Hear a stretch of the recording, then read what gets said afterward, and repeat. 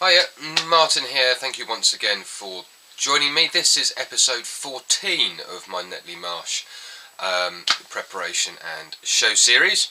On Tuesday I went down to the New Forest show to have a look around down there and was very impressed with the whole thing.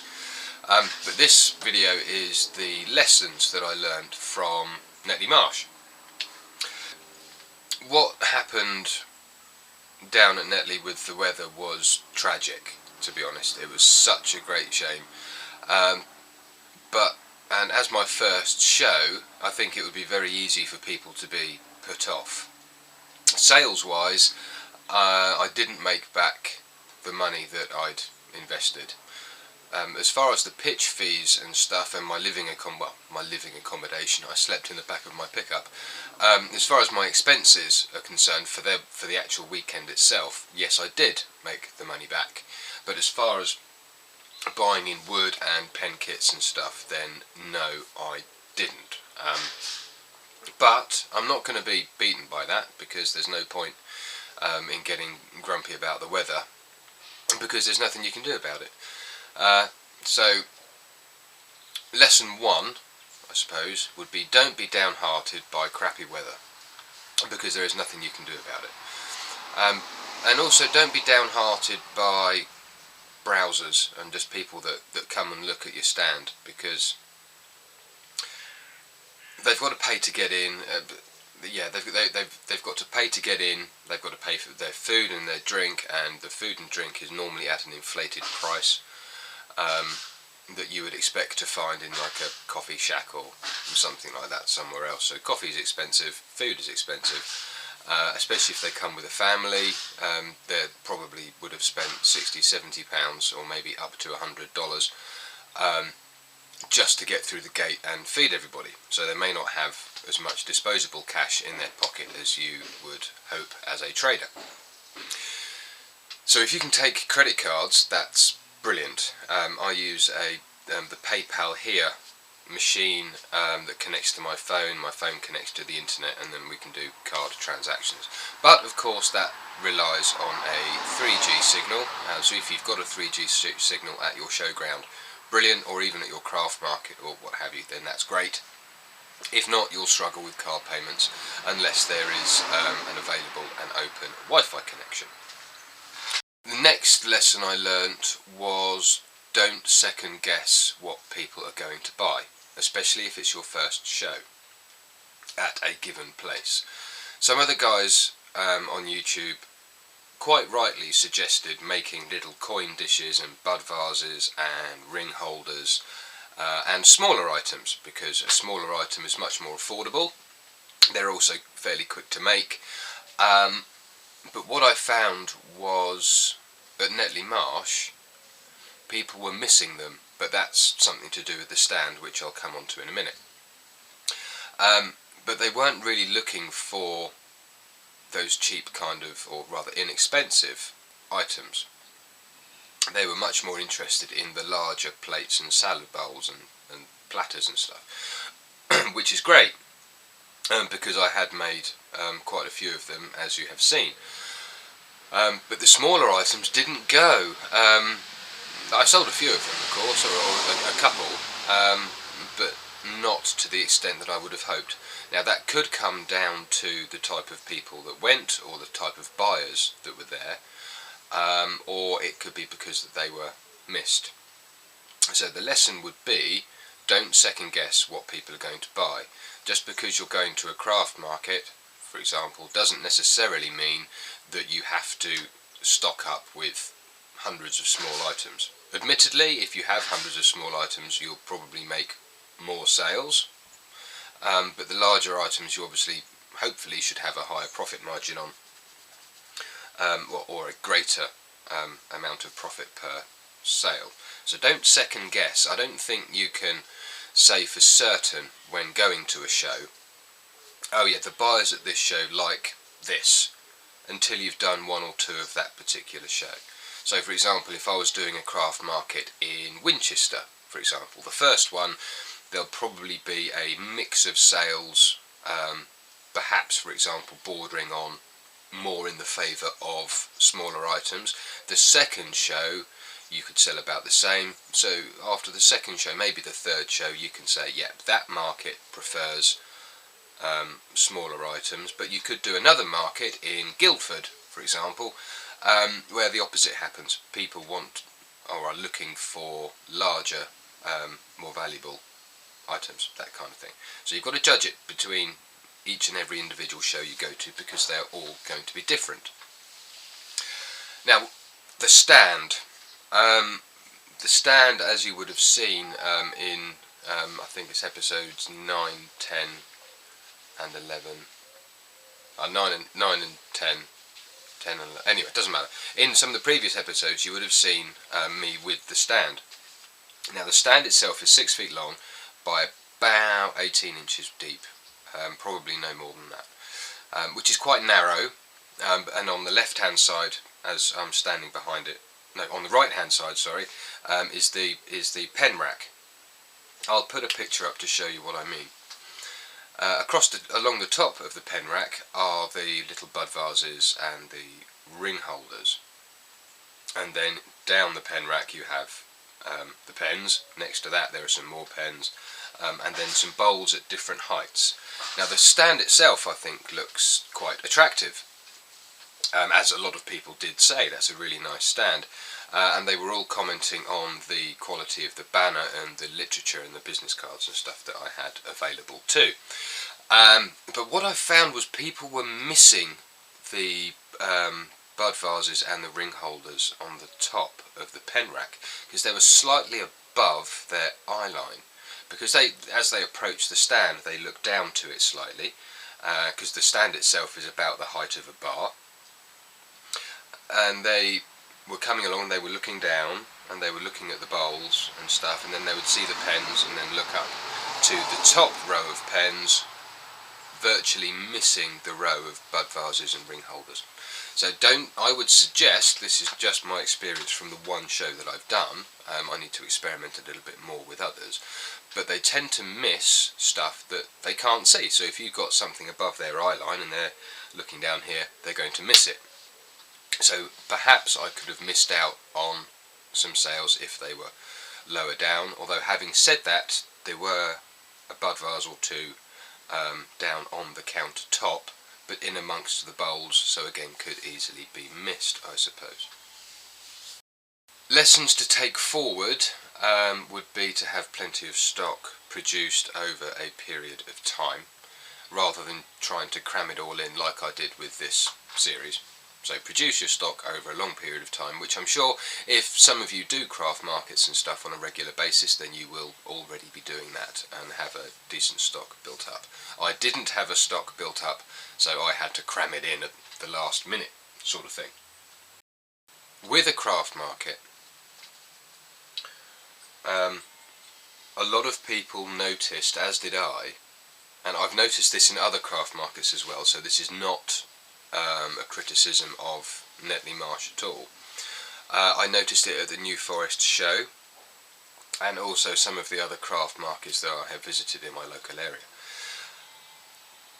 A craft market, you need to think and how you would define the word craft. Would that be handmade in your area, or even handmade in your country? But the point I'm getting at is, in these craft tents, these craft marquees, and also craft markets, more and more items, that have been made abroad are sneaking in, and we're not talking handmade abroad, like hand-woven baskets from Africa or something like that. We're talking, they've got a sticker on the bottom that says made in China, made in Taiwan, and they are clearly mass-produced. Which, when somebody walks into a craft tent and they are confronted with a mixture of mass-produced stuff over there, mass-produced stuff here, second-hand goods here, craft and craft and craft, multinational stuff down there, it doesn't say to me a craft market. What that says to me is more of a shopping pavilion, which could have an influence on the buyer's decisions. that they've walked into a craft tent, but actually it's more of a shopping pavilion or a shopping marquee, something like that. That's just something to bear in mind, that if you've got high-end stuff, which, let's face it, most wood turners have one-off, high-end, fairly expensive pieces, then you could be at a disadvantage, because you'll be at the higher price end of the craft market when compared to somebody who's selling stuff that's been made by the millions in some other country. Just a minor thing, but definitely something worth checking with the people that you are booking with, the organisers. Just double check with them, that is it actually a shopping pavilion, or are you guaranteeing that everything in there is handmade in your country or handmade in your area. And that bugged me a little bit. The same as it bugged some other stall holders down there, as well as those in at the New Forest show that I went to visit on Wednesday. Pricing. I thought I would experiment with something, and that's not pricing anything. Nothing of the items on my stall had a price on. The pens and pendants and stuff had little stand-up tickets at the bottom saying slimline pens are this much, rollables and fountain pens are this much. So there is a price indication there, and that also keeps the horrible dangly tags off the pens so they look as attractive as they possibly can. But none of the bowls had a price on. And I did that deliberately to try and encourage some interaction with the customer. So they pick up a bowl, and they look over it, and by not having a price, it encourages them to say, how much is this? But Brits being Brits, they would pick it up, no price, put it down, wander off. Because I think that my mind is in two ways about this. They're either being British and there's no price, I'm too shy to ask, which is possible, or they've picked it up, there's no price, I can't afford it. Quite possibly a mixture of both. I think if a customer is going to be serious about buying something, or really wanting to buy something, or fancies buying something, they would ask. If there is no price on the bottom, it could act as a natural filter to say, right, you're not interested, you can wander off. But you're interested because you've just asked how much the Oroko salad bowl and side dish are. So she bought them. The same as with the sycamore platter that's sold as well. That went for £65, which is about $90, I think.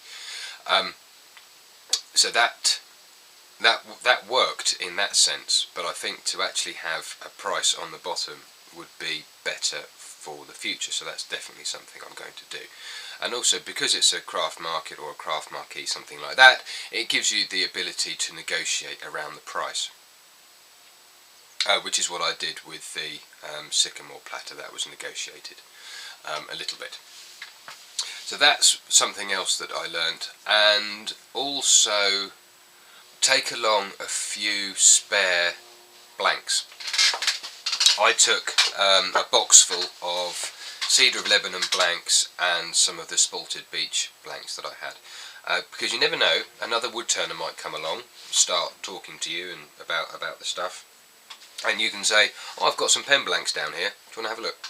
And I sold a few pen blanks to a few people who said that they were turners. I sold just a couple of quid each. That's all. So yeah, have something there for wood turners as well, because you are most likely actually to come across somebody that dabbles in wood turning or something like that. So take along a few blanks that you might have cut, pen blanks, a few nice branches, or yeah, branches, whatever, cuts, offcuts, whatever, because somebody might be interested in buying them. Just a little box I had, sold a few out of there, which was good.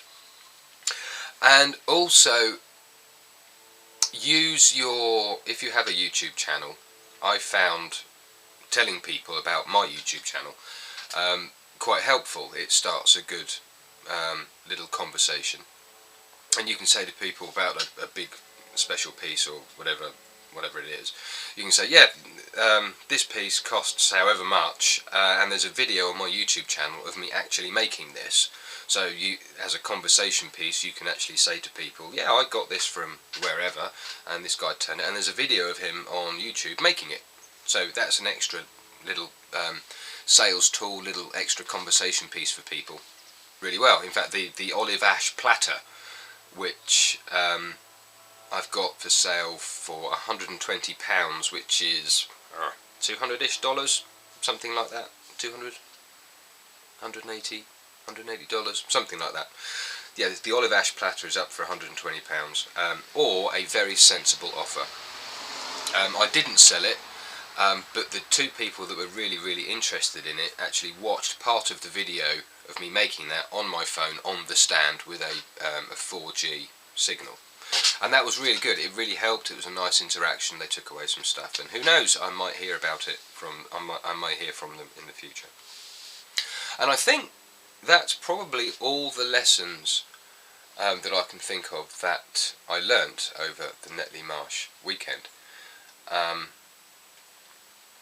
So this is the end of the Netley Marsh series of videos. I would very much like to say a big thank you once again to everybody who watched it, commented on it, had a little conversation with me on it, supported me.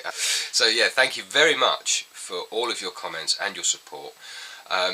There's loads of comments on some of the previous videos that I haven't had a chance to reply to yet, so I'm really sorry if I haven't got back to you. I'm not going to be replying to any comments on the previous videos because there are just too many. So I will start replying to videos again from, I'll start replying to comments again from this video, and next week I will get a video out about something. So normal service will be resumed. Yeah, normal service will be resumed next week with a turning video. I don't know what it will be. I've got 3 pen turning workshops to do tomorrow, and that's something else I need to push via my website, are the little workshops that I run for people. They're normally one-on-one, but one tomorrow afternoon is for a mother and daughter, so they want to come along and do theirs together, which is fine. That should be a bit of fun. Yeah, normal service will resume next week. Thank you once again for all of your comments. I hope you've enjoyed the series.